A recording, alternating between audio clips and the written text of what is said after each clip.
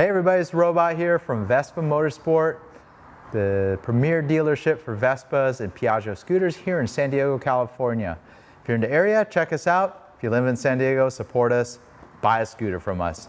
So today I'm going to share my thoughts and the differences between the various price points and engine sizes of the Primavera lineup. And in addition to the engine size, there's also two variations of the electric version of the Primavera.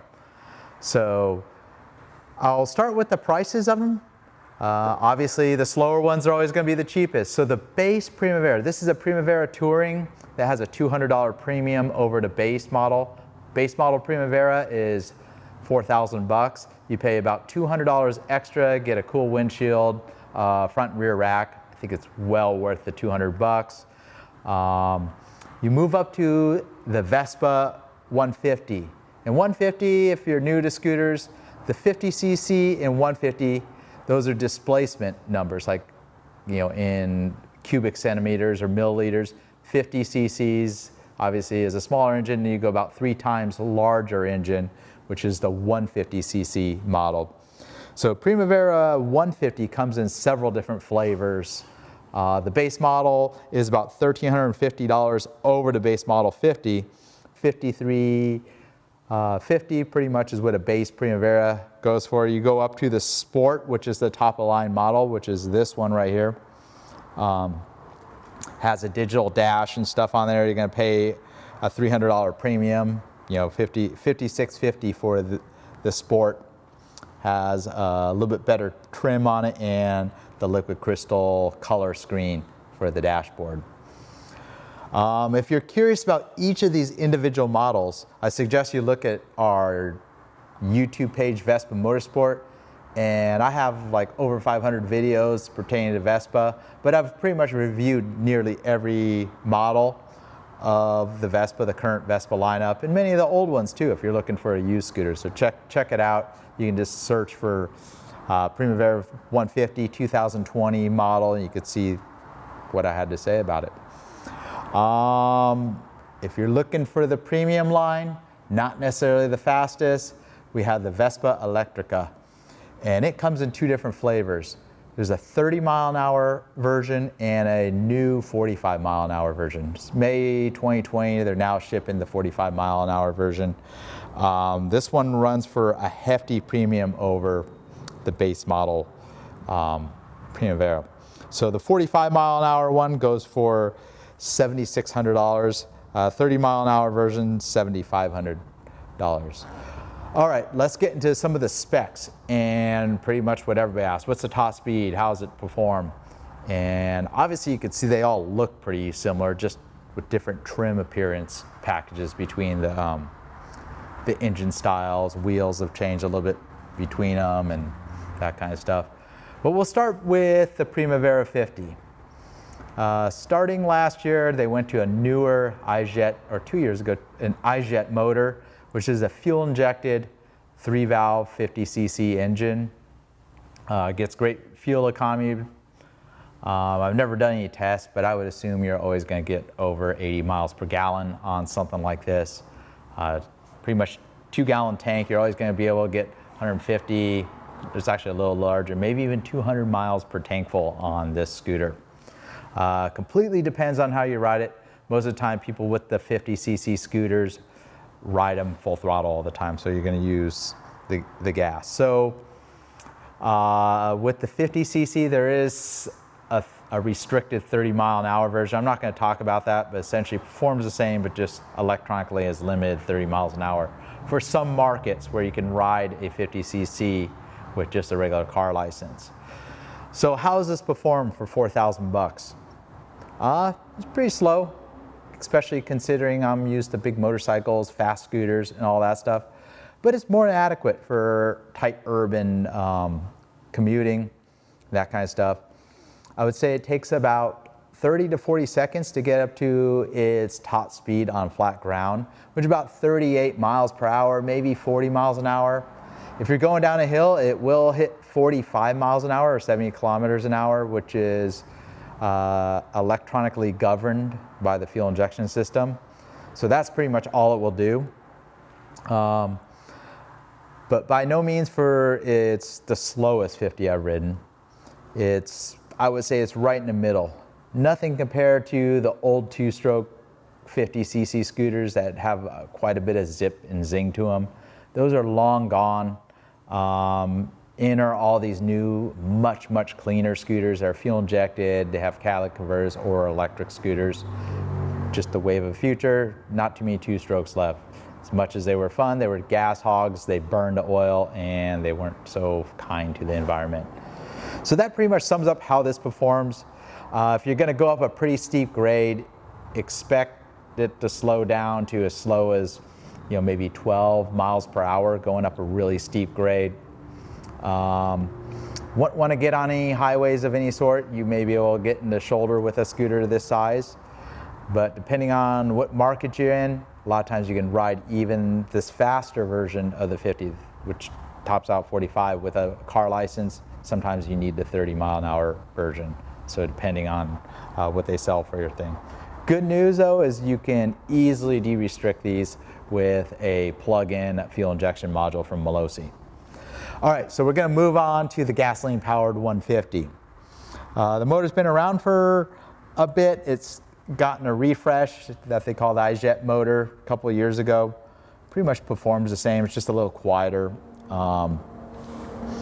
It's pretty quick off the line for a 150 compared to all the other 150s I've ridden.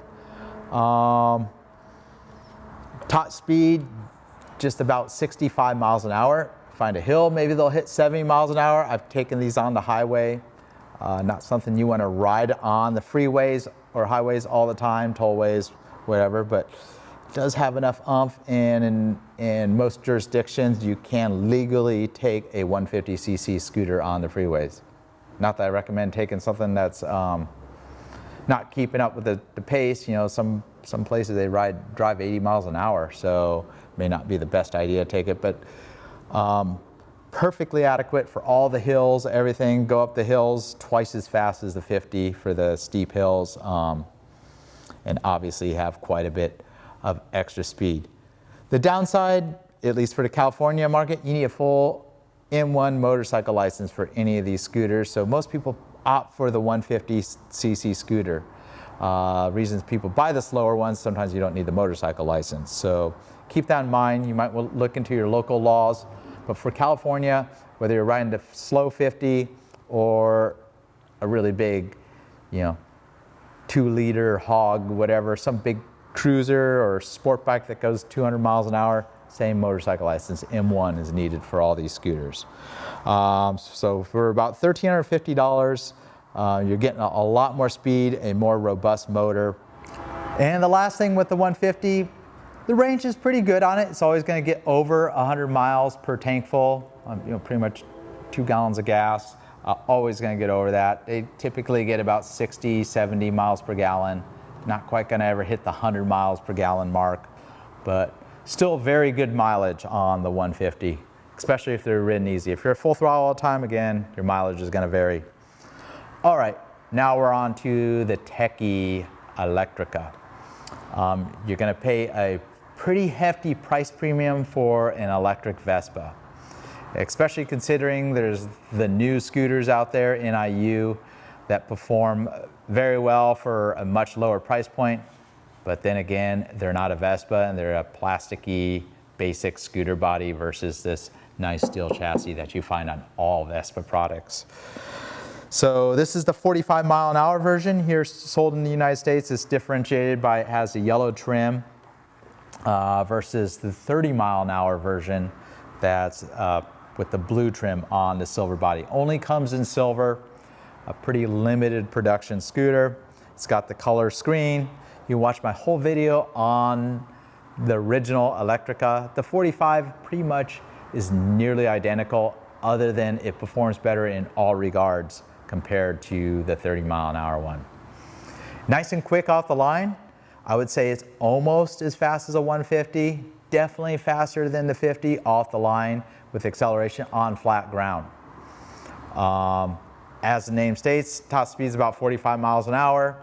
Still doesn't perform quite what a 150 does, but a little bit better than the basic 50 that has the very top speed going downhill at 45 miles an hour. This might hit 50 going downhill, but just kind of accelerates the speed much quicker, especially that 0 to 30, 0 to 25 I noticed is very good on this 45 mile an hour Vespa Elettrica.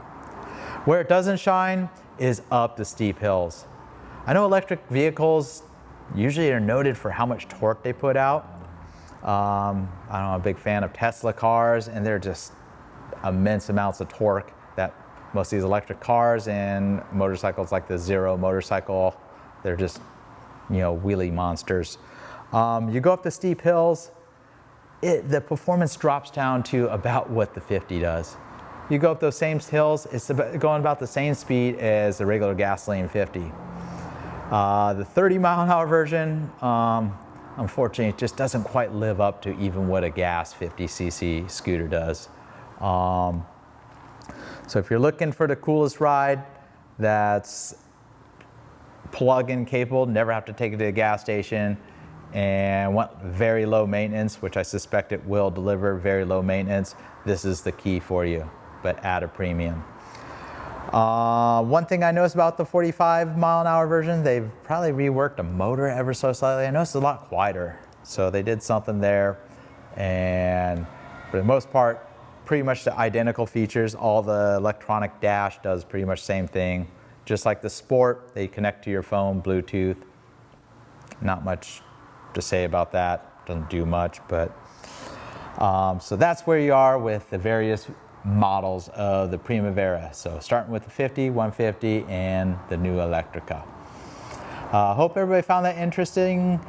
If you're making a decision between buying any of these 3 flavors, or pretty much it's like 6 or 7 flavors if you count the trim levels of the Primavera in 2020.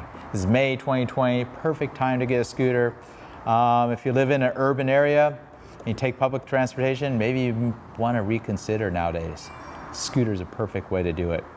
And I'll tell you, the slowest 50 is going to get you around town quicker than most buses will in tight urban cities, especially if you can lane split like you can here in California. Until next time, this is Robot here from Vespa Motorsport and ScooterWest.com. Subscribe to our channel, check out all my other videos pertaining to Vespas, maybe help you make a good decision on getting a new Vespa or maybe a used one. Ride safe and be safe.